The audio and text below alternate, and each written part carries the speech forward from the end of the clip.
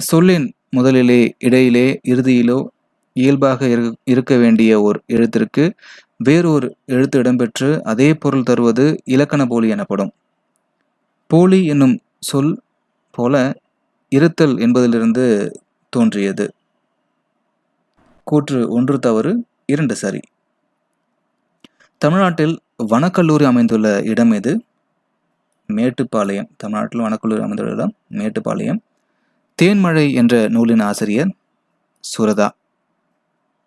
ஒரு யானை நாளொன்றுக்கு உணவு உட்கொள்ளும் அளவு 250 கிலோ. 250 கிலோ.